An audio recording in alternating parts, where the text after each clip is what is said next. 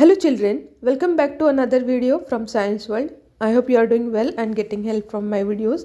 Children, in this video we are going to read chapter number 18, Let's Make Peace Not War.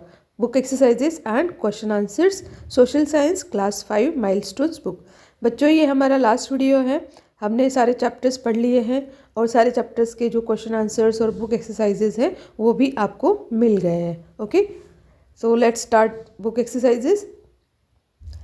Exercise A. Choose the correct option from the following. Question number 1. Dash is the main organ of UN. And the options are General Assembly, Security Council, International Court of Justice and Economic and Social Council. And the correct option is General Assembly. This is the correct answer. Question number 2. UNESCO encourages countries to maintain dash relations. Options are diplomatic, violent, peaceful, cordial, and the correct option is peaceful relations. Question number 3. The First World War started in. Your options are 1920, 1915, 1919, 1914, and the correct option is 1919. Question number 4. The UN Charter was signed on October dash. Options are 23, 24, 26, 27, and the correct answer is 24, option B. Question number 5. The Security Council has dash permanent members. Options are 5, 6, 7, 8, and the correct option is 5. The Security Council has 5 permanent members. Next we have fill in the blanks exercise B. Question number 1. The UN was formed on. You have to write here date. UN कब बना था उसकी आपको date लिखनी है. 24th October 1945. Question number 2. The main aim of the UN is to promote. UN का main aim क्या है? To promote world peace. पूरी दुनिया में शांति बनी रहे, ये UN का यानी कि यूनाइटेड नेशन के जो कंट्रीज़ है उनका एम है. Question number 3. The Second World War took place in. And the answer is 1939. Second World War हुआ था 1939 में. Question number 4. The principal administrative officer of the UN is called the. And the answer is Secretary General. Secretary General जो होता है वो UN का principal administrative officer होता है. Question number 5. The 6 organs of the UN are. अब यहाँ पर आपको UN के जो 6 organs हैं उन सबके नेम लिखने हैं, है ना. So they are general assembly, security council, secretariat, economic and social council, international court of justice and trusteeship council. ठीक है, तो ये सारे नेम्स आपको यहाँ पर लिखने हैं. The next we have match the following exercise C. FAO, what is it?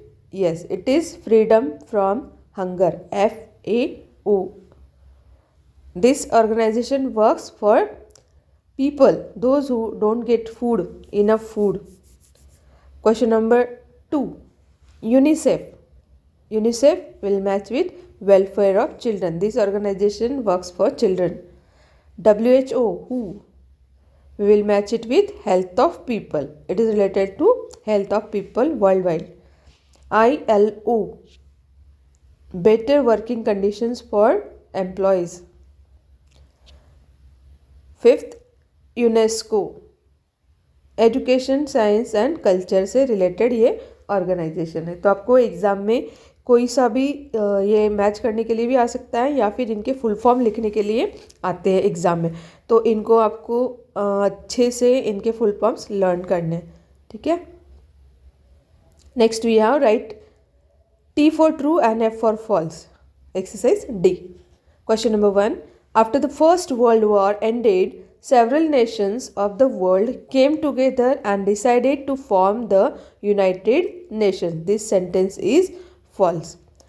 Question number 2. Security Council's main area of responsibility is maintaining global peace.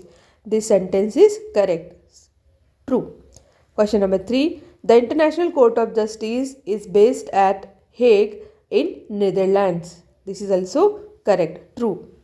Question number 4. The UN has played a very important role in encouraging the buildup of weapons of mass destruction. False. This sentence is false. Question number 5. Franklin Roosevelt, who was the president of USA, gave the name United Nations, and this is also correct sentence. Next we have question answers. Exercise E, answer the questions. Question number 1. How do wars cause large scale destructions? Wars की वजह से यानी कि लड़ाई की वजह से दो कंट्रीज़ में जब लड़ाइयाँ होती हैं तो किस तरह से डिस्ट्रक्शन होता है, किस तरह से जान माल की हानि होती है? तो इसका आंसर है wars cause loss of human life. सबसे बड़ा तो होता है loss of human lives. Then economic losses. Economic losses कैसे होते हैं? Due to destruction of properties. जो भी प्रॉपर्टीज़ है, चाहे वो पब्लिक प्रॉपर्टी हो चाहे पर्सनल प्रॉपर्टीज़ हो, उसका लॉस होता है. उसकी वजह से इकोनॉमिकली लॉस होता है क्योंकि वापस से उसका रिकन्स्ट्रक्शन करने के लिए हमें पैसे लगते हैं. And human suffering. Human suffering means diseases या फिर कोई डिफॉर्मिटीज़ बिकॉज ऑफ द बहुत सारे लोग हैंडीकैप्ड हो जाते हैं, है ना. The spread of diseases. Diseases spread होते हैं वॉर्स के बाद. And destruction of environment and animal life. Environment भी इससे अफेक्टेड होता है. Plants, animals, everything is affected due to wars because of pollution also. So this answer you can write like this. Question number 2. Write a short note on the effects of the atomic bombing of Hiroshima and Nagasaki. हम सबको पता है कि USA ने Hiroshima और Nagasaki पर atomic bomb डाले थे, है ना. उसकी वजह से बहुत ज़्यादा वहाँ पर प्रॉब्लम्स हुई थी और बहुत एडवर्स इफ़ेक्ट उसका हुआ था, बहुत नुकसान भी हुआ था. तो वो किस तरह से हुआ था वो इसमें हमें लिखना है. Answer is USA dropped atomic bomb over Hiroshima and Nagasaki during world war 2. World war 2 में ये हुआ था.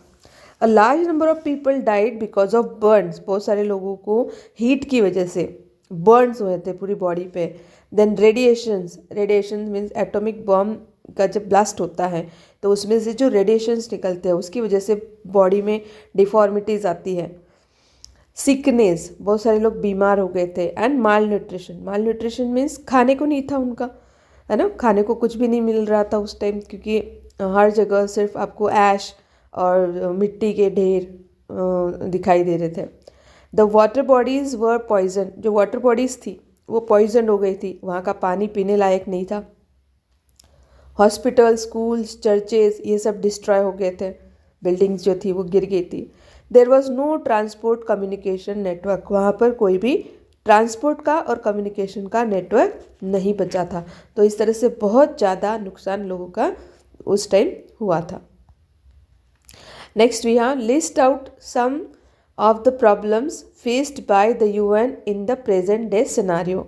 आज के सिनारियो में, आज के टाइम में यूएन को कौन कौन सी प्रॉब्लम्स फेस करनी पड़ रही है, यह है आपका question number 3. And answer is the problems faced by UN in present day scenario are threat from poverty, गरीबी, diseases, pandemic diseases like corona, COVID-19, environmental imbalance due to pollution, conflicts between the states.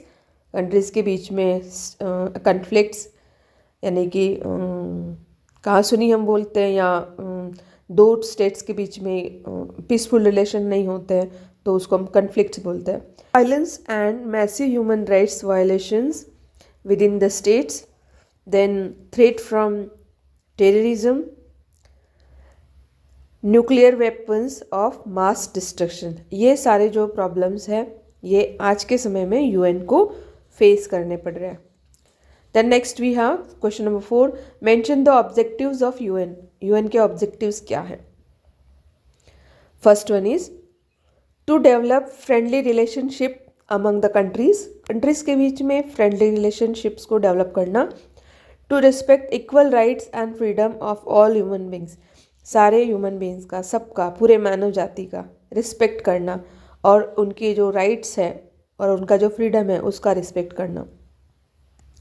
To ensure progress and development underdeveloped countries, जो underdeveloped countries है, जहाँ पर development नहीं हुआ है, जहाँ पर गरीबी है, पॉवर्टी है और लोगों को वहाँ पर एक लिविंग स्टैंडर्ड नहीं है, ऐसे कंट्री के लोगों का प्रोग्रेस और उनको डेवलप करना।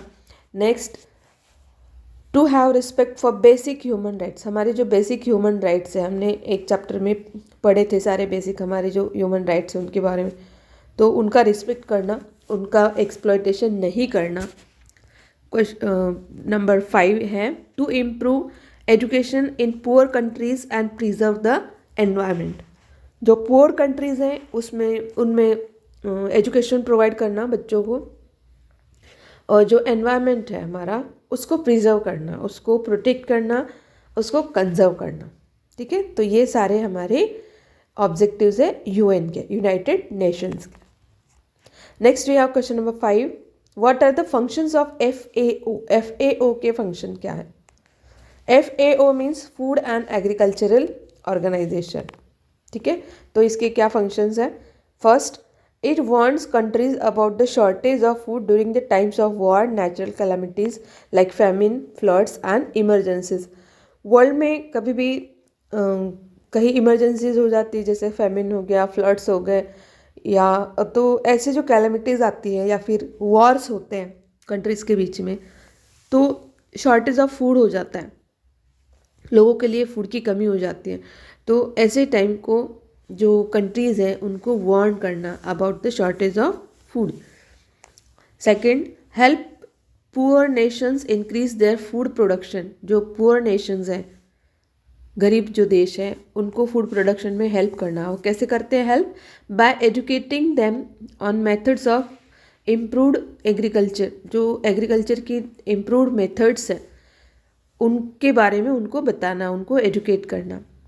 And also provides them with seeds, fertilisers and equipments, उनको सीड्स प्रोवाइड करना, उनको फर्टिलाइजर्स प्रोवाइड करना, और जो एग्रीकल्चरल टूल्स होते हैं, इक्विपमेंट्स होते हैं, उनको प्रोवाइड कराना। तो मेन उनका जो फंक्शन है FAO का, वो पुअर कंट्रीज़ को हेल्प करना है फूड के लिए।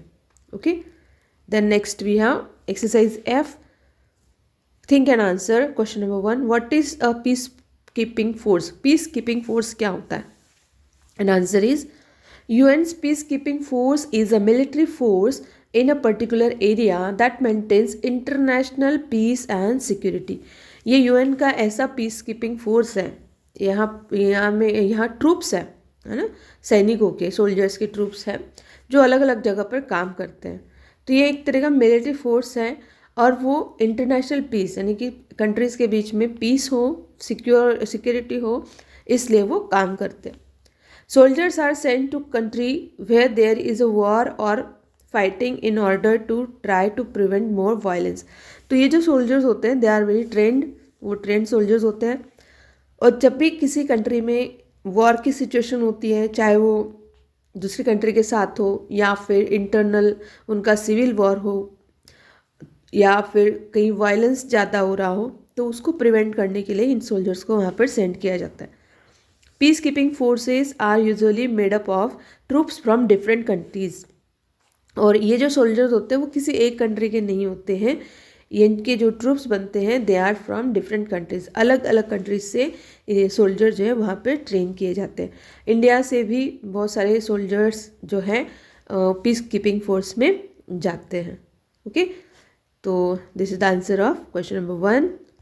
Next we have question number 2, what would happen if there is a third world war. अगर थर्ड वर्ल्ड वॉर हुआ तो क्या होगा? What will be the effect of that? And the answer is, if there would be a third world war, what will happen? First, the top forces in the world would destroy each other very quickly. जो top forces हैं, जो countries ऐसी है जिनके पास बहुत ज़्यादा man power है, soldiers है, या फिर जिनके पास बहुत ज़्यादा एडवांस्ड वेपन्स हैं, तो ऐसे जो कंट्रीज़ हैं वो एक दूसरे को फटाफट ख़त्म कर देंगे, है ना। They will destroy each other very quickly. There will be famine on a large scale, हर जगह बहुत बड़े स्केल पर फेमिन यानी कि सूखा हो जाएगा, लोगों के लिए फूड नहीं मिलेगा खाने के लिए। If farmland would be destroy, अगर फार्मलैंड डिस्ट्रॉय होती है, जहाँ पर लोग खेती करते हैं, किसान खेती करते हैं, हमारे लिए फूड ग्रो करते हैं, अगर वो लैंड ही नहीं रहेगी तो फूड नहीं रहेगा, जिसकी वजह से सूखा आएगा, जिसको हम बोलते हैं famine. No food for people and animals. Then third is massive damage to infrastructure, infrastructure को तो डैमेज होगा ही, है ना। इतनी बड़ी बड़ी हमने बिल्डिंग्स बनाई हैं, ब्रिजेस बनाए हैं, इतना बड़ा हमारा रेलवे का नेटवर्क है, तो ये जो सब इंफ्रास्ट्रक्चर्स है वो डैमेज हो जाएगा। मैसिव मतलब बहुत ज़्यादा। Number 4, complete destruction of weather pattern, weather pattern पूरी तरह से बदल जाएगा। Number 5, our planet would be unrecognizable if the war went nuclear. और हाँ, लास्ट पॉइंट, अगर वॉर न्यूक्लियर होता है, अगर इसमें एटॉमिक बॉम्ब्स यूज़ किए जाते हैं, तो हमारा प्लैनेट जो है अर्थ वो अनरिकग्नाइजेबल हो जाएगा, हम इसको पहचान नहीं पाएंगे, इस तरह से इसकी कंडीशन हो जाएगी। ठीक है, तो हम सबको यही कोशिश करनी चाहिए कि we should be living in peace, है ना, शांति से सब रहें, भाईचारे के साथ सब रहें और वॉर की सिचुएशन को नहीं आने दें। ठीक है, so here we have finish this chapter also. Thank you for watching. If you like this video और अगर आपको लगता है कि ये आपके लिए यूज़फुल है तो प्लीज़ लाइक कीजिएगा, कमेंट करना है, शेयर करना है फ्रेंड्स के साथ। चैनल को सब्सक्राइब नहीं किया है तो सब्सक्राइब कीजिए और बेल आइकन को प्रेस करना ताकि आपको आने वाला जो वीडियो है उसकी नोटिफिकेशन मिल जाए। ओके, तो यहाँ पर हमने 5th क्लास के सोशल साइंस जो कि माइलस्टोन बुक है उसके सारे वीडियोस मैंने अपलोड कर दिए हैं, क्वेश्चन आंसर्स के भी और चैप्टर के भी, फुल चैप्टर एक्सप्लेनेशन आपको मिलेगा। तो अपने फ्रेंड्स के साथ ज़रूर शेयर कीजिएगा। हम अगले वीडियो में मिलेंगे किसी और क्लास के साथ, जैसे कि 8th क्लास साइंस अभी बाकी है तो उसके वीडियोस में जल्दी अपलोड करूँगी, वो भी आप शेयर करना। ठीक है, will meet soon in our next video. Till then take care, bye bye.